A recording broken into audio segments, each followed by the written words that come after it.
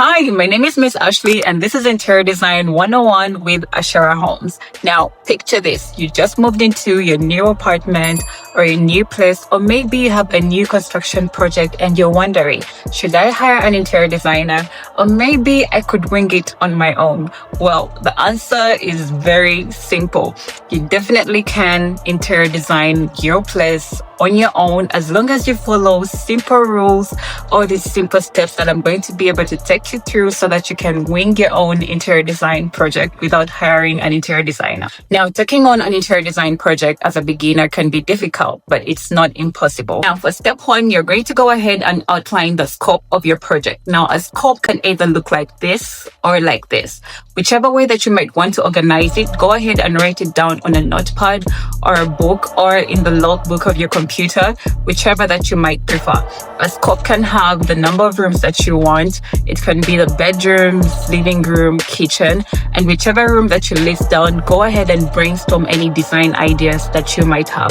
At the end of the day, this scope is going to help you execute in the long run. If you still don't know what kind of space needs that you might want, you can categorize your scope in terms of textures, color, lighting, furniture, ceiling treatments, and floor treatments, you name it, and the list is endless. So a scope can also include fabric treatments. So whichever thing that you might want to place in your scope, go ahead and do it. There is no limit to a scope.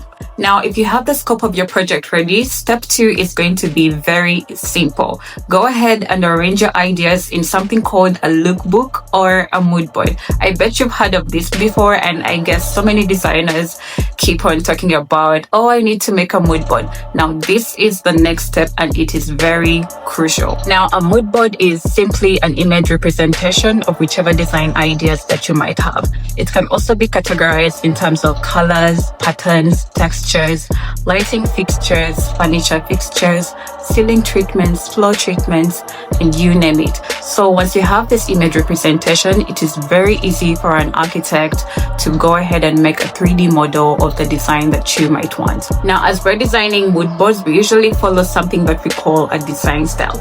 You can mix 2 or more design styles or 3 design styles, or you can only have 1 design style in your mood board. This design style can either be eclectic, modern, minimalist, Mediterranean, bohemian, you name it. So go ahead and look up all these design styles, and you can pick one that you might prefer and go ahead and use it to guide you as you're designing your mood board. So go ahead and design your mood board until it's pleasing to your eye. This is my mood board. Let me know what yours looks like. Now, for step 3, just like anything design, interior design has a set of rules that it follows. Sometimes I have scenarios where clients say interior designers just wing it. Well, you're definitely wrong. Interior designers don't wing it. We actually have a set of rules that we follow, and these rules help us in execution at the end of the day.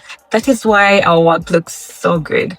Now, for these rules and principles, there is actually so many. There is color, depth, contrast, layering. It all depends on what you're designing. And so if you want to know more about the rules and principles of design, go ahead and watch my next video. It's going to be explaining these rules and principles in detail. Rules and principles list is endless, but I'll go ahead and elaborate on functionality. With interior design, we always prioritize functionality over aesthetics.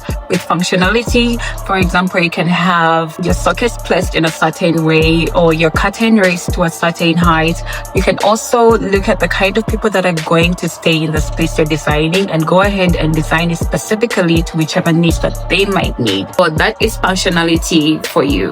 You can go ahead and read or study the people that you're designing for. It could be your family or your clients. Go ahead and study them. What kind of people are they? What could they need? Do they need stairs? Do they need an elevator? Go ahead and study that. And that is all based off functionality of the space that you're designing. Step 4, which is also my favorite, is sourcing your items depending on what you designed in your lookbook or your mood board.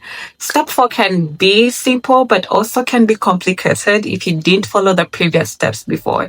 Now, depending on what you designed in your mood board, this includes the color palette, the textures, patterns, the lighting fixtures, floor and ceiling treatments, go ahead and source these items, and don't forget that you have a budget to follow. And always let me know what you learned in the comment section, and you can also give ideas of what we can have in our next segment of Interior Design 101. Now I'm going to call this a wrap. Don't forget to subscribe and like. Bye!